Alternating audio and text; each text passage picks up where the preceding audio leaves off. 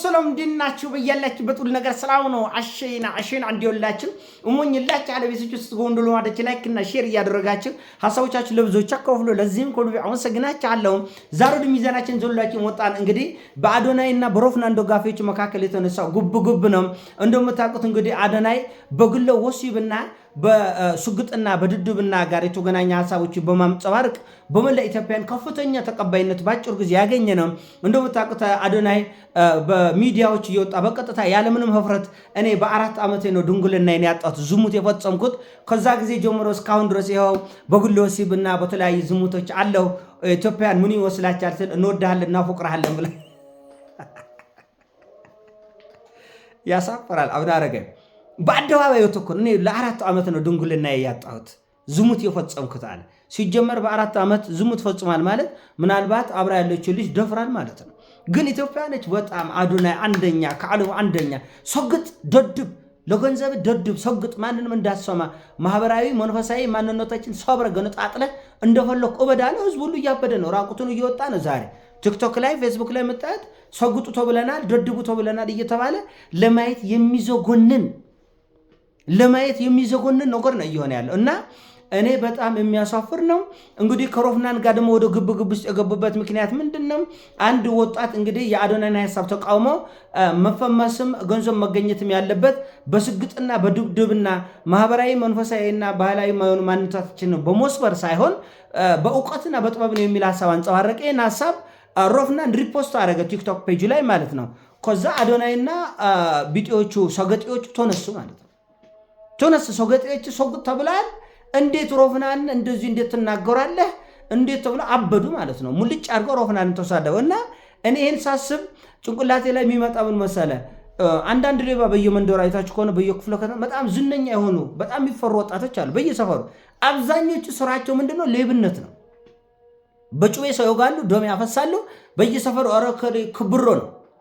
ዝነኞች አሉ። አሁን የከሌ ሰፈር እከሌ ተብለው የሚጠሩ በጣም እንደ ጆብደኛ እንደ ኃይለኛ የሚቆጠራሉ። አብዛኞቹ ደም ማፍሰስ ነው ስራቸው። አብዛኞቹ በጩቤ ሰው ጋር ይዞርፋል።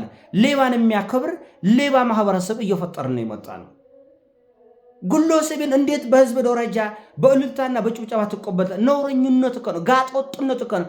ሃይማኖተኞችን እንወጣላ እንለወሳለን፣ ሃይማኖቶችን መስጊድ ቤተክርስቲያን ትሮጣለ። አብዛኛው ግን ነውረኛ። አብዛኛው 200,000 ኢትዮጵያ ውስጥ የትኛው መንፈሳዊ ሰው 150,000 በቀን አይከተለው? የትኛው ጳጳስ፣ የትኛው ሐዋርያ፣ የትኛው መጋቢ ሐዲስ፣ የትኛው ቤተክርስቲያን አባት 200,000 በቀን ተከትሎት አያውቅም። የግለ ወሲብ መምህር ግን ኢትዮጵያ በዚህ ደረጃ ሊቅ የግለ ወሲብ ሊቃቸውን በዚህ ደረጃ ያሳፍራል። እኔ አንድ ነገር ልንገራቸው፣ እሰግጣለሁ ብላችኋል፣ እደድባለሁ፣ መብታችን ነው መሰገጥ። ግን ኢትዮጵያ አሁን ያለችበትን ችግር እንኳን ሰግጣችንና ደድባችን ቆርቶ እውቀት እንደ ቻይኖች እንደ አሜሪካኖች ራሳቸውን በእውቀት አበልጽጋቸው በመቶ ዓመት ከወጣች አናረጋ ድንቃቻለ ሰቀልኝ ወደ መስቀል አደባባይ ተአምር ካልተፈጠረ ኢትዮጵያ ከዚህ ችግር አትወጣም። ስግጥናና ድድብና እንዴት መፈክር ይሆናል ለህዝብ? እንዴት ለህዝብ ስግጥናና ድድብና እንዴት መፈክር ይሆናል? አይሆንም በምንም ተአምር ማለት ነው።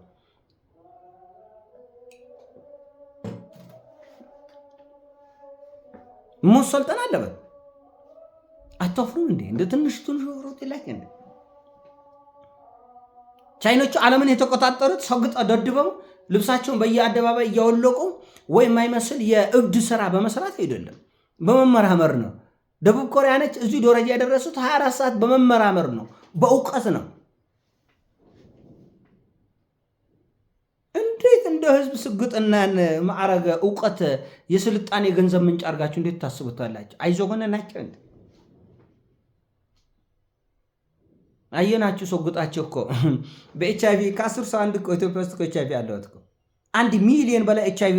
ዝሙት እኮ የትም ሀገር አለው። ግን እንደተባለ እዚህ ሀገር ሰገጠች ስለሆናችሁ የምታረጉት ነገር ከስግጥና ጋር ስለሆነ ነው ወጣቶቻችን እንደ ቅጠል እየረገፉ ያለ። ሰግጥ ምን አባ ነው የምትሰግጠው? ዶክተሩንም አትወጣም ከዚህ ችግር ተሞራ። የኛ ሀገር አተም ዶክተሮቻችን ህዝብና ህዝብ እንዴት እንደሚያባል ዶክተሩን አሜሪካ ውስጥ እየኖርን እኮ ዛሬም ስልጣኔ ያልገባን እኮ ነው። ከኢትዮጵያ ተሰደዱ አሜሪካ ሂዶ እኮ ፕሮፌሰር የሆነ ሰው እኮ ስለ ዘረኝነት እያወራ ህዝብ የሚያገዳድሉበት ሀገር እንኳን ሰግጠ በዚህ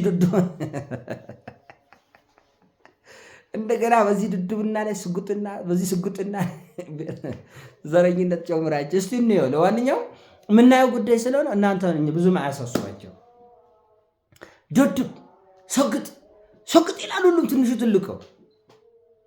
ጂኒየስ ብትሆን ይህን ችግር አትወጡትም። እንኳን ድንቁርና ጨምራችሁበት። ወንድሞችን በሳውዲ በረሃ ትቆብራለህ። ወንድሞችን ቀይ ባህር ይበላል። ወንድሞች በሊቢያ ይሞታል፣ ይታረዳል። ወንድሞች በሰው ሀገር በፎክት ይነራል። አንተ እዚህ ሰግጥ። እንደዚህ ነው። አንዳንድ ሴተኛ አዳሪዎች እኮ ፌመስ ናቸው። አሁን ቦሌ ምናምን ስትሄዱ ይባላል ነው ያላውቀው ማን አረጋይ እግዚአብሔር በሚያውቀው ግን በጣም በውድ አንሶላ የምትጋፈፍ ሴት አለች አሉ። በውድ በጣም ኮሌ የምትባል እና አንዳንድ ሴተኛ አዳሪዎች ለቢጤዎቻቸው ሴተኛ አዳሪዎች እንደ ንጉስ ይታያል። ለሌላው ለከበረ ሰው ግን ጽዩፍ ናቸው፣ ነውረኞች ናቸው። ለሌቦች ለምሳሌ ከነሱ የባሰ ነፍሰ ጎዳይ ጮካኝና አራጅ ሰው በጣም ንጉሳቸው ይፈራል አሉ። በየሰፈሩ አሉ። በየሰፈሩ ኮሌ የሚባል ብሮ በየክፍለ ከተማ ልደታም ብትሄዱ፣ ቂርቆስም ብትሄዱ፣ ኮልፌም ብትሄዱ ግን እነዛ ክብሮች ምንድን ናቸው? ጨርቆስ ላይ ኮሌ ክብሮ ተብሎ የሚታይ ምን ነበር ሲሰራ የነበረው ብትለው ጎዳይ ነው። ሰው ያርዳል፣ ሰው ይገላል፣ ከዛ ይፈራል በሰፈሩ። ሌባን ማክበር፣ ጎዳይን ማክበር፣ ዞራቢን ማክበር፣ ጋጥወጦችን ማክበር የህብረተሰብ የመዝቀጥ ምልክት ነው። አዶናይ በቆን እኮ ሞተ ሺህ እኔ ለምን ሚሊዮን አትሆንም? እኔ ከፈለገ ለምሳሌ እኔ የኔ ፎሎወር ለምሳሌ ዜሮ ብታደርግ አዶንኪ ዶንታም አይሰጥም። ዶንታ አኖረጋ ሰብስክራይብ አድርጉ እያልኩ ምሎ መሆናችሁ ለሆን ይመስላችኋል? ዶንታም አይሰጠኝ። ከፍም አለ ዶንታ አይሰጠኝ፣ ዝቅም አለ ዶንታ አይሰጠኝ። ምን አይነት ማህበረሰብ የተፈጠረ አይዘገነናቸው እንዴ? አይዘገነ ለሁሉናቸው አይዘገነ ነው። ህፃናት ልጆች ቲክቶክ ላይ ህፃናት ልጆች ተጥሎ ይውላሉ። ልጆቻችን ምን ይማራሉ? በ4 ዓመት ድንግልና ያናጥቻል። አንድ ሰሞን ያ ሁሉ እርግማን፣ አንድ ሰሞን ያ ሁሉ እልልታ።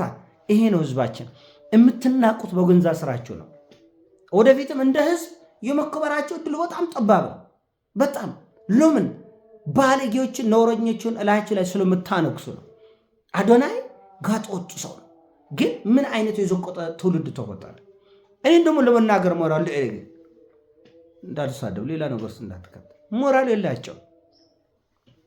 የላቸው። በቃ አዶናይ ሁሉ ሰው አድናቂ ነው። እናንተ የሱ አድናቂ ናቸው። በቃ ምን ልትሆኑ ሌላ ምን ልታወራ ነው? ሰግጣለ ደድባለ ለማን ጥብቅና የምትቆም ጋጠወጥ? መጀመሪያ ካለበት መቀመቅ ውጣ። መጀመሪያ ሌላ ከመናገር አፍረው ህዝብ ደግሞ ይናገራል። አንተ ለአዶናይ ውጣ ከልመና ውጣ ከስደት ውጣ ከጦርነት መጀመሪያ ውጣ። ከዛ ሌላ ከመናገር በፊት የአሜሪካን ወጣቶች፣ የቻይና ወጣቶች፣ የኮሪያ ወጣቶች ቢናገሩ ምንም አይደለም።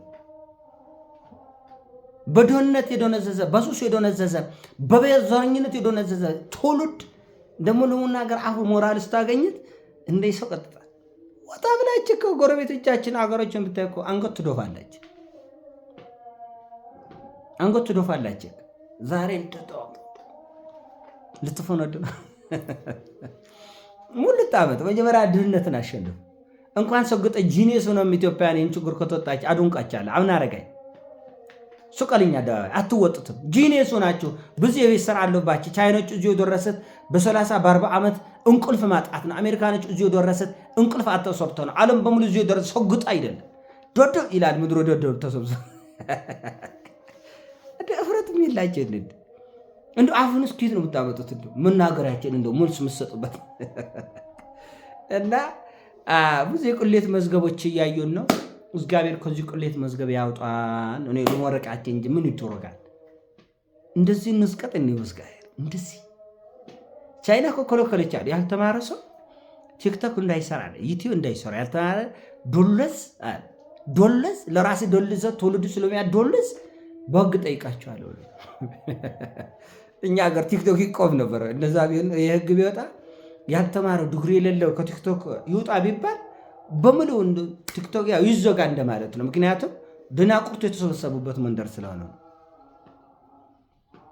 እና የሶፍራን ማለት አንዳንድ ነገሮች ይዘጎንናል። ለመነጋገር አሲ የሚዘጎኑ ነገሮች አለ። ኤኒዌይስ የኔ ሐሳብ ነው። ሐሳቦቻችን ላይ አድርጉ፣ ሼር አድርገው። እናንተ እስቲ ሐሳቦቻችሁን እስቲ ሼር አድርጉኝ፣ ጻፉልኝ እስቲ ኮሜንት። እንሰግጥ እንዴ በያላችሁበት መልካም ቀን እንዲላችሁ እሞኝላችኋለሁ። እወዳችኋለሁ። ይሞቻችሁ። ፒስ